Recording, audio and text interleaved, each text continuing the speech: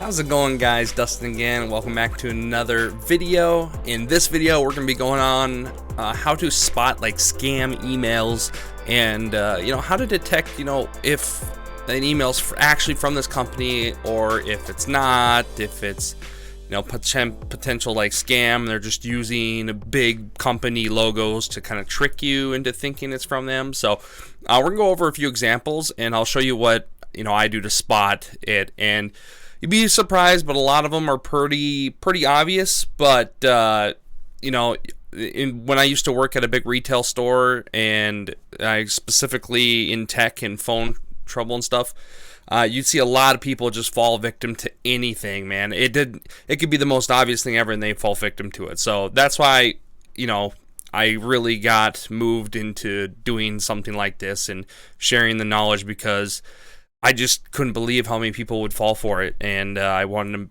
to have something that was helpful for them. So in this particular video, I'm going to show you a few examples, and yeah, we'll just kind of start from there. All right, so these are real examples. These are all sent to my mother, and yeah, she has a hard time detecting as well. I mean, she's a lot better now. She's obviously recognized that these were scam stuff, but she sends them over being like, is this a scam question mark? And it should be a little more obvious than that, but anyways, that's why we're making this. So we'll go into it. So as you can see here, this says Netflix team, your Netflix subscription has been canceled, then have the order number, and then just look at this email. Now all these are screenshots on a phone, but regardless, the format of the email matters a lot. You think Netflix would send an email that looks like this? Like Netflix 2021 question mark copyright. Like just looking at it as a whole. Netflix is a big company, big corporation.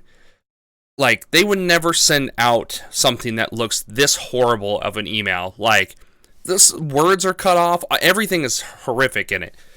So that should be obvious. Number one for you is if you're getting it from a big company and the formatting is just obviously just looks horrendous, you're like, why would they send something that looks so bad? That's a red flag automatically. The real answer is, the correct answer I should say, is they wouldn't send this. This is horrendous. So that's number one. Also, number two, if you actually have a Netflix account, which pretty much everybody does, your username is gonna be usually your email that you're signed up to Netflix with. Well, that kind of comes with a little research. So, if I was signed up to it, I would see my email. It would show it in here somewhere. Here's the thing. Netflix has always been through my dad's account. So my mom receiving this email, she should already know it's suspicious, because she doesn't have it anywhere attached to their Netflix account. And another thing is they wouldn't say "Dear Restless Style," oops, because that email is not attached to it at all. Like, this is her email. They wouldn't send it to her because she doesn't have an account. And also, they also wouldn't say "Dear this," because it's obviously an automation thing, thinking it's most people's email are going to be their name. So they just put it in here as, the scam format to make it sound more professional. But again, Netflix wouldn't do this. So, and then you see reactivate the subscription. So you see this a lot of scams. They'll tell you that something has canceled. So you're like, oh, I probably need to update my payment information.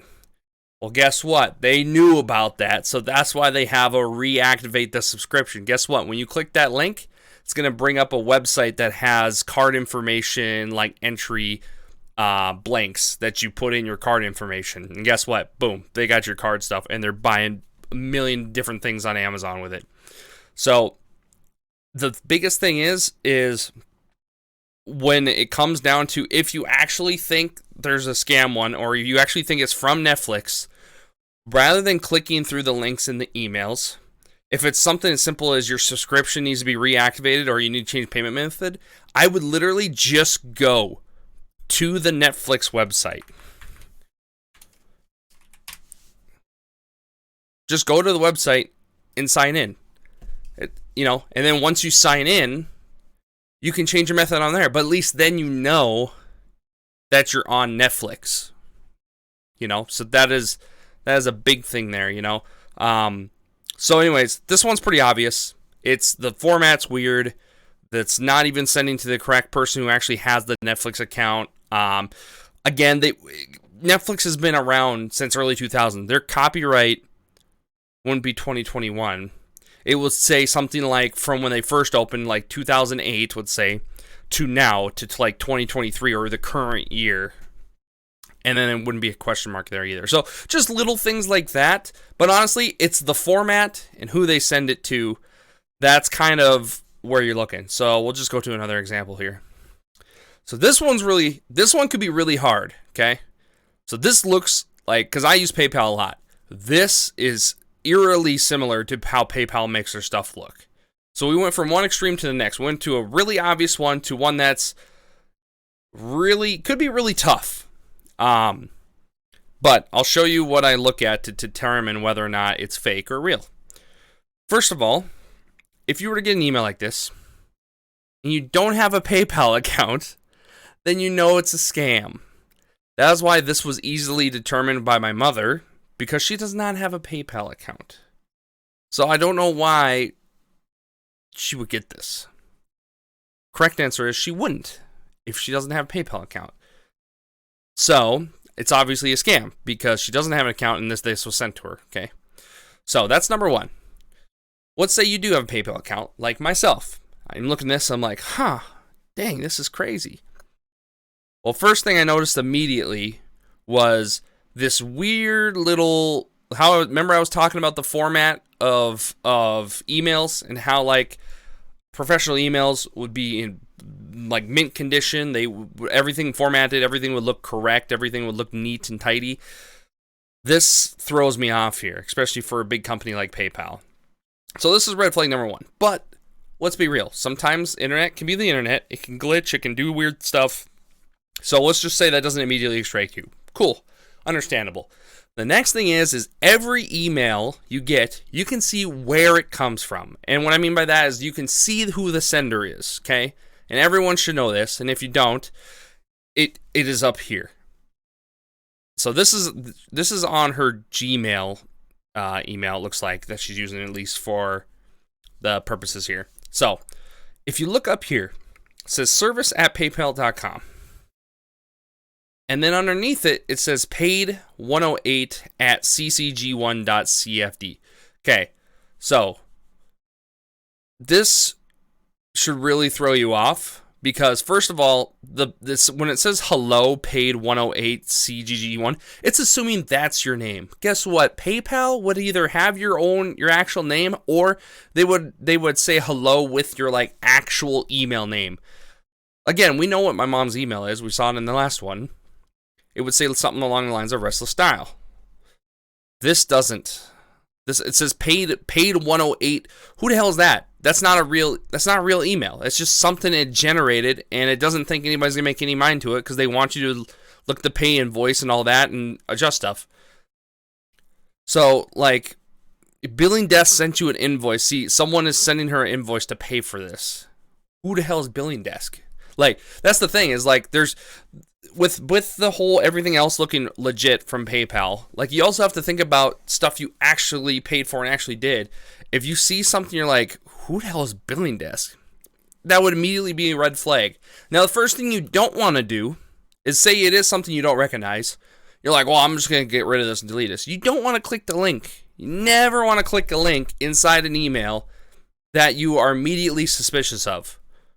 Because you're just feeding into exactly what they want. It's called phishing. They want you to open that email link, even if you don't directly type something in once you click that link. Sometimes those links have like different programs and software that can immediately give them access to your email and stuff like that, or accounts. So you don't want to just click links willy-nilly in emails. I wish times were easier in this, but they're not. So the biggest thing is this username, this stuff. Like this, none of this makes sense. As soon as you see where this email is or where it's getting sent from, this is where immediately a red flag. So a lot tougher of an example, but still able to be detected, okay? So what we learned, check where the email is coming from, check who it's going to, which obviously it's not to myself because it's not even close to my email name, and then check the formatting of the email. Let's go to another example. Perfect. So this one here. UPS. Okay? UPS rewards. Restless Style. Congrats. $100 cash value UPS. Okay, this is all over the place. This should immediately scream scam at you because, first of all, UPS doesn't have a reward system. What are they, like a store you shop at? No, that's not. UPS is for shipping. That doesn't make any sense, okay? Another thing is, congrats, $100 cash value. Again, UPS, you gotta think, UPS is a shipping company. You think they'd be doing this? No, they wouldn't. The only thing they're trying to trick you is they're putting UPS and they're putting package pending. That's all they're doing. Another thing is yes, you can see here they got her email. Well, guess what? They don't know her real name because it's not a real account. So what do? They just assume the first part of the email is a person's name, and it autofills it as saying their name, as hello, Restless Style. Again, like scams are all automated. It's not like a person. It's like an automated system. So it's just it sends probably millions of these per day to people with auto-generate, and that's how they, they're not going to trick a person like this, hopefully, but they could trick somebody who actually has their name in their email, because then they're like, oh, they actually have my name in this. And then what is this? Restless Style, they have like little like lines underneath it, and then UPS rewards, update address. Like, it's just a bunch of loony. It just, if you ever had anything shipped to you in your life, which I imagine is all of you, if you use the internet at all, you've used Amazon, UPS has never used any kind of formatting like this. I've never used any of these kind of taglines. Like, this one should be a pretty obvious one.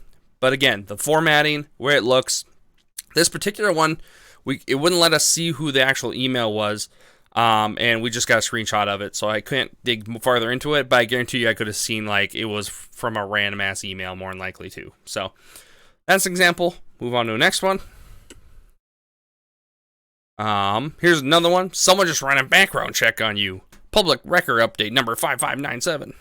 Again, see that? See how it says Restless Style? And then Restless Style, blah, blah, blah, blah, okay? It's all automated. It's automating, thinking that's your first name. Okay? And then it's like, 6 negative items may have been added to your records. Like, no one gets this stuff. This isn't a normal email people should be getting.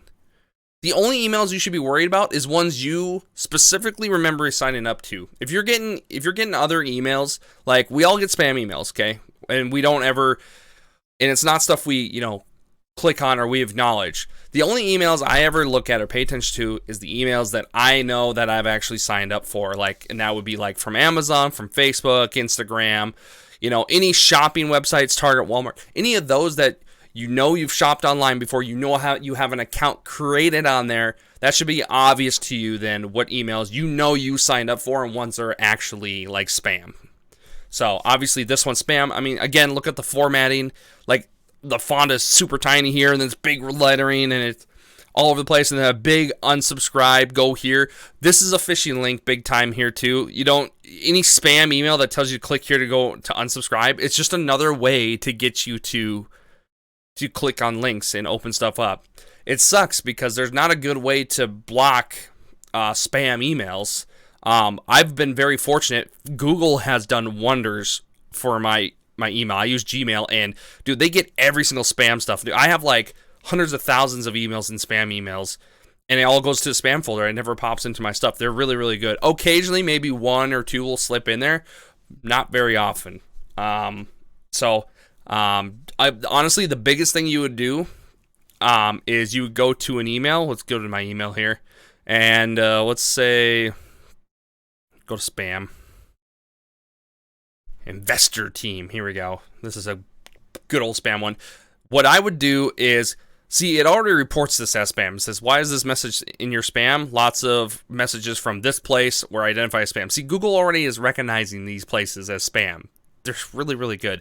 So if I want to report it not spam, I can click that, but I've never in a million years do that. What you could do is you could go over to the right. So a lot of emails will have like a more option. Next to the reply button, you'll have a more option. And I always hit report as phishing if it is a really good one or really bad one. And what phishing does is that if it believes it's a phishing tap, that means like it's specifically an email trying to get information from you to do harm to your credibility, to your account, or whatever. And I believe it is. And I hit report. Look at this. Russia. Do I speak Russian? Do I look Russian? Hell no. Report. So, very good to get in the habit of reporting or setting stuff as spam, because it even helps email companies to determine what is spam and like phishing stuff. The only way they know is if you start putting in, and start reporting them as spam or as phishing and stuff. It just helps them out even more to help you with auto detection. So, go to another one. You're a lucky user. Brand new Tumi leather backpack for free. Click for free. Continue for free. Dear lucky customer. Yeah. So, again, if it goes back to that old life lesson, man. If it's too good to be true, then it probably is. Okay? So, when you see anything that says for free, I just delete it. That's what I do. You know what? Even if it's a real one and you can get a real backpack, is it really worth risking access to all your accounts, to your banking? Is it really worth it for a $50, $100 bag to risk thousands of dollars in spam stuff? No, not really. So, just something to keep in mind. This formatting is not bad for this one. But, again, it's, discretion. So, comes down to your discretion. So, this one is obviously trying to be Best Buy. But it says online buy. See how they took the logo and they just got rid of the best and put online buy? Again, my mom used to have, I don't think actually she ever had a Lenovo. Again, answer and win a Lenovo laptop. Free shit. No, it's not real. Okay? Report it as phishing. Move on with your life. This one's interesting. So this one's specifically sent from a Nick and Suzuki. Fantastic.